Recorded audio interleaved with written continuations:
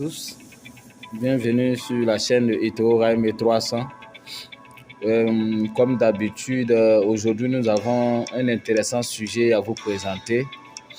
Le titre du sujet c'est le rejet de la nature coopérative de l'homme et le renforcement de sa nature concurrente.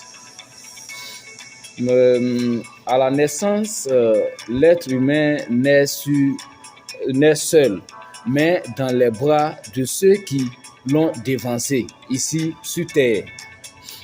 Dans les bras parce que ces derniers qui l'accueillent le font dans une coopération. Ils le font ensemble.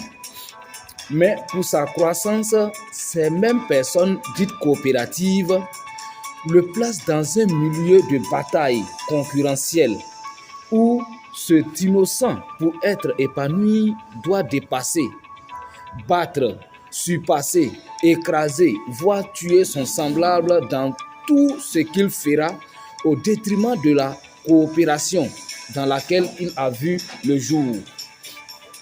Nous n'avons pas grande chose de différence des Néandertals.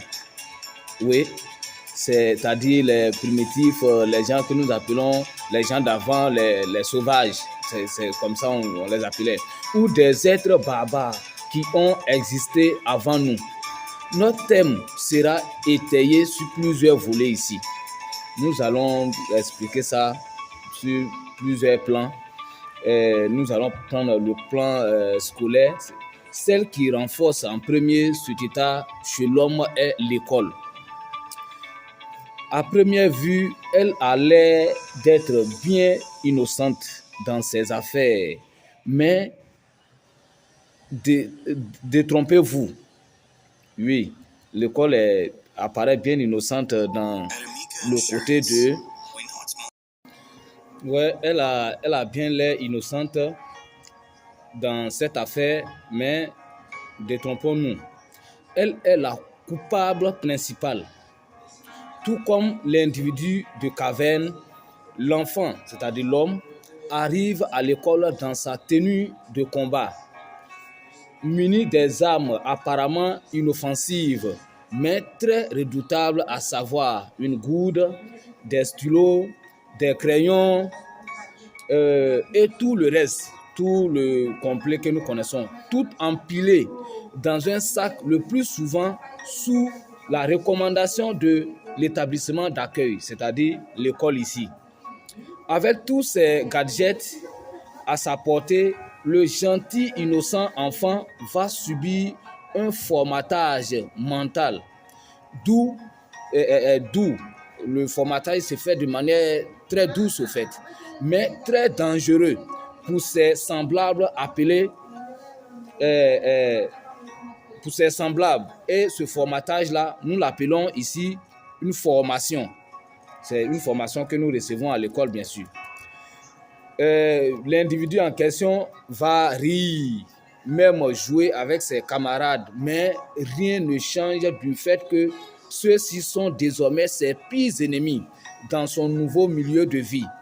Il attend seulement un signal qui lui sera donné à travers une composition, une interrogation, un devoir ou un examen, et le warrior, c'est-à-dire le guerrier tueur qui dormait en lui, va se réveiller pour combattre, écraser, humilier et si possible tuer ses camarades pour prendre la première place. Je suis moi-même un jumeau. Mon jumeau et moi, nous avons commencé les bancs d'école ensemble. Et ce, jusqu'à obtenir nos bacs également ensemble. Mais pendant tout ce temps, quelqu'un avec qui j'ai partagé le ventre de ma mère et sommes nés presque au même moment, le même jour bien sûr, et juste quelques minutes ou quelques heures qui nous séparent, était incapable de me laisser regarder ce qu'il écrivait ou moi aussi le laisser regarder ce que je faisais, parce que nos cerveaux ont été engraissés avec des informations telles que tu ne dois pas laisser l'autre regarder ce que tu fais, car il va te dépasser. Et lui, il sera fort et toi faible, mon frère jumeau. Il sera premier et toi derrière, pour ne pas dire dernier. Donc, mon frère jumeau mon frère jumeau, né même jour, de même mère, ayant partagé et cohabité ensemble 9 mois durant dans le ventre de notre mère, au lieu de nous amener à coopérer pour lutter contre les vents et marées de la vie, l'école nous pousse à nous concurrencer. Vous voyez un peu, à nous concurrencer pour être encore plus faibles et impuissants face à la réalité de la vie. Voici un peu les revers de l'école, au fait, des côtés néfastes de l'école. Cette concurrence qu'elle engage entre nous, au lieu de nous amener disons, à se mettre ensemble, à coopérer pour pouvoir faire quelque chose de mieux. C'est après que nous devons apprendre tout cela. C'est après que nous devons apprendre tout cela. Or, c'était bien normal qu'elle soit celle qui va nous enseigner ça. Ça aurait pu être bien normal que ce soit elle qui nous enseigne ça. Mais c'est malheureux. En deuxième lieu, nous avons le monde des affaires. Oui, voici un monde dans lequel vraiment c'est de la jungle. Un monde dans lequel même les liens de parenté disparaissent. Pas de pitié, surtout. Le slogan est « No pitié in business ». Les affaires, ce sont les affaires. Pas de pitié dans les affaires. Que ce soit notre frère, soeur, mère ou même notre père qui se présente à nous, l'essentiel, c'est de faire du profit. Et c'est le cas. Personne ne peut nier cela. C'est très dangereux. Pas étonnant que nous ayons une durée de vie très courte aujourd'hui. Vraiment, c'est tous ces choses que nous accumulons sur notre être là. C'est tout cela qui fait un très grand poids sur nous et nous n'arrivons pas à durer aussi longtemps parce que ça nous afflige. Voilà, ça nous limite spirituellement en fait. Et ça agit énormément sur notre âme. C'est le profit. Et c'est ce système-là qui nous accentue dans cette concurrence-là. Et nous avons toujours cette envie d'en faire encore plus, encore plus. Dans chaque marché, le commerçant que nous croisons lors de nos achats est en concurrence avec au moins 2 personnes. C'est-à-dire s'il n'y a pas assez de personnes là, au moins 2 personnes. Sinon, avec tout le monde, avec tout le marché en réalité. Je vais vous expliquer pourquoi. Comme concurrent, il a l'autre qui est assis au coin de la rue et qui vend les mêmes articles que lui, qu'il soit à tout prix,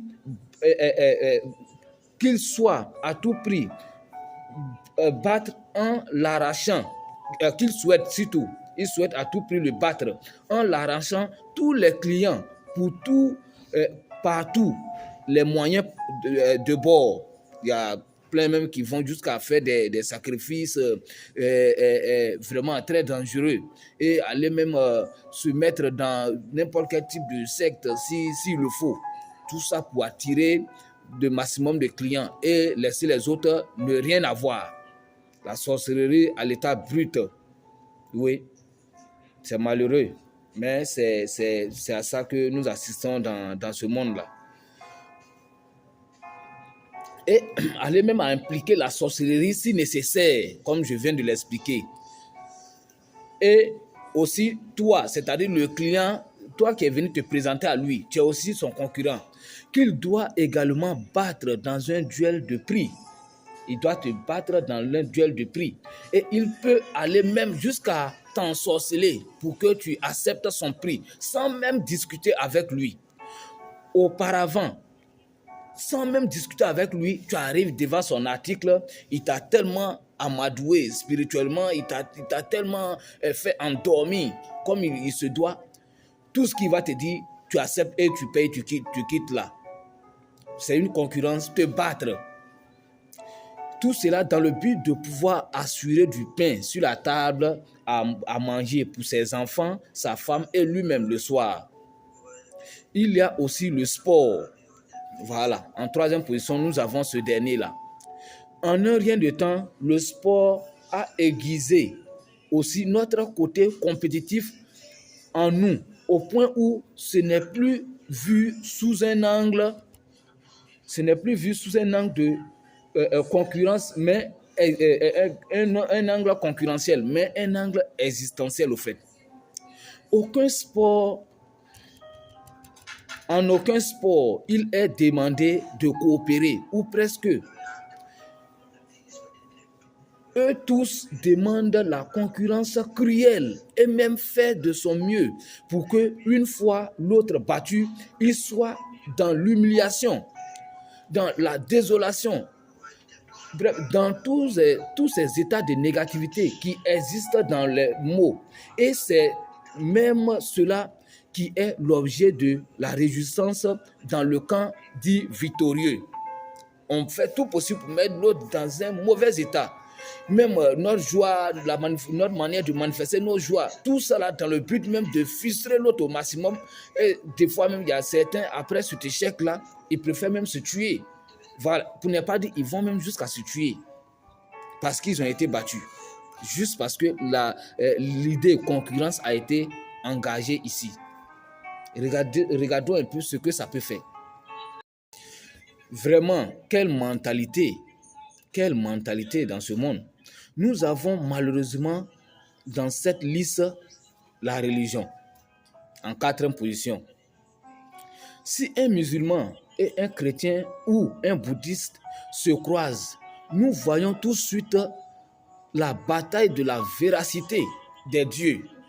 Qui a le vrai Dieu? Même s'ils ne sont pas lancés verbalement, mais les idées s'affrontent déjà. Ce qui veut dire ici, la concurrence n'est plus humaine. La concurrence a haussé le niveau. La concurrence est entre les divinités désormais. Quel échec général. C'est malheureux. Très malheureux.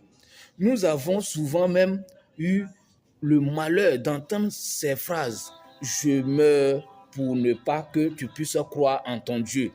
Tellement ton Dieu est faux. Tellement ton Dieu vaut rien. Tellement ton Dieu est le plus petit des dieux. Je préfère te faire la guerre, te pousser jusqu'à, s'il le faut, que moi je meure, pour ne pas que toi tu puisses croire en ton Dieu faible, là. Ton Dieu qui ne vaut rien. Je vais tout faire pour que toi tu ne puisses pas croire en ça. C'est du oh là là au fait. C'est presque la phrase qui est prononcée par les kamikazes, c'est-à-dire ceux qui s'entourent de bombes dans le but de tuer un grand nombre de personnes. Voilà, leur Dieu est bon, les autres sont dans le faux. Donc, même s'il va aller s'exploser à quelque part là-bas pour pouvoir tuer plusieurs personnes qui croient en un faux Dieu, il préfère cela. Voilà.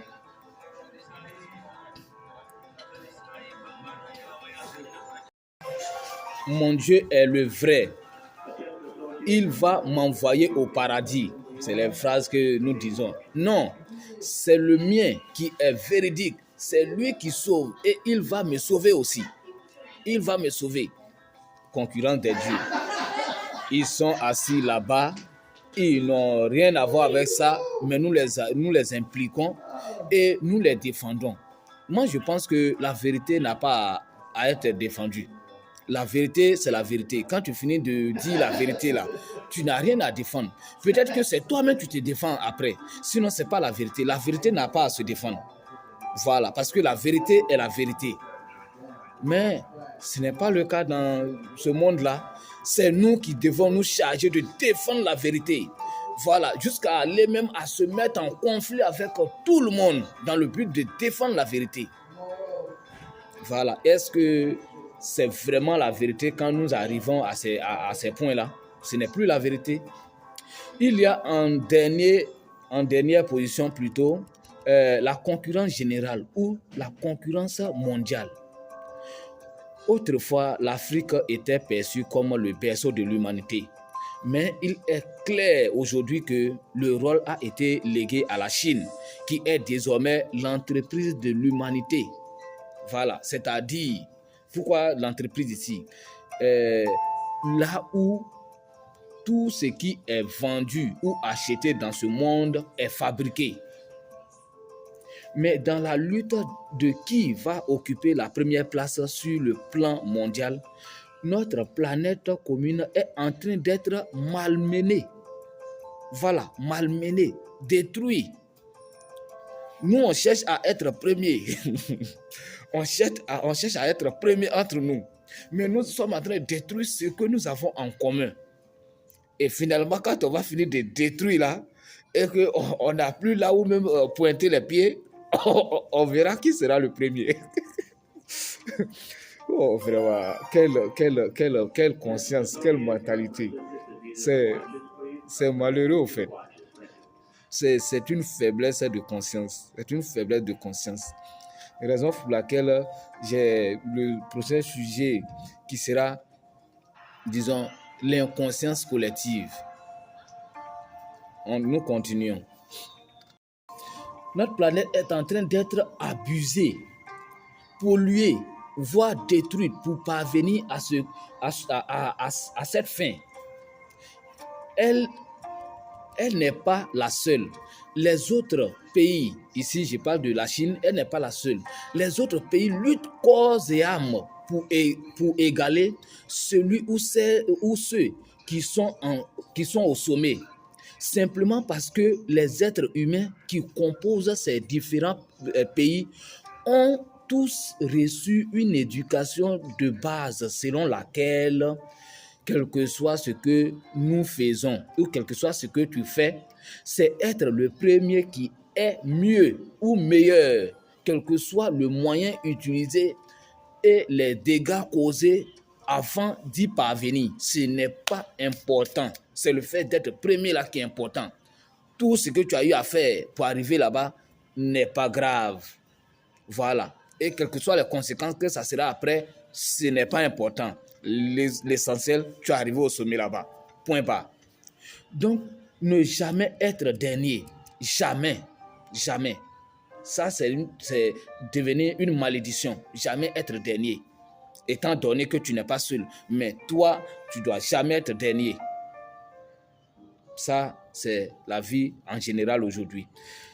Donc, quand je fais la synthèse de la vie dans sa globalité, je me rends bien compte que pour que l'humain parle de ma vie à un sens ou de succès, c'est-à-dire pour que l'humain dise que sa vie a un sens ou il connaît le succès dans sa vie, il faut que d'autres échouent forcément dans leur vie. Qu'est-ce que nous pensons de cela? D'autres doivent échouer dans leur vie pour que nous parlons de succès dans notre vie. Et nous luttons pour le paradis. Personne ne veut aller en enfer. Vraiment. Vraiment. Quelle inconscience collective. Et nous appelons cela la vie. Oui, nous nous permettons cela. Nous appelons, c'est la vie, c'est la vie, c'est la vie.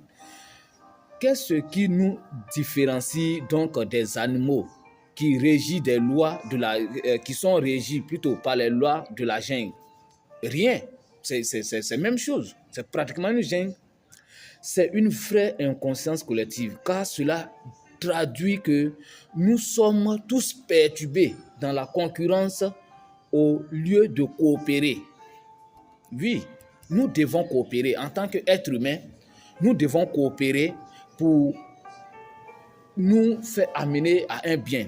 Mais bizarrement et malheureusement, la coopération ici est faite de manière singulière, c'est-à-dire groupe par groupe. Les religions sont en groupe, les pays aussi, chacun a ses lois dans le pays, c'est aussi un groupe, et ces différents groupes-là qui après s'affrontent encore, c'est-à-dire rien n'est fait. rien n'a été fait. Si c'est pour se mettre en groupe, pour s'affronter encore, rien n'a été fait. Voilà. Je pense qu'il serait aussi bon même de se mettre en groupe collectif et abandonner même l'idée de concurrence. Mais si on se lie, on se lègue correctement pour aller attaquer l'autre, c'est que c'est toujours la même concurrence. C'est seulement que ce n'est plus de manière single, c'est-à-dire individuelle. Réveillons-nous. Changeons les choses. C'est important. Merci d'avoir regardé ma vidéo et partagez ma vidéo, aimez ma vidéo et abonnez-vous à ma chaîne. Merci.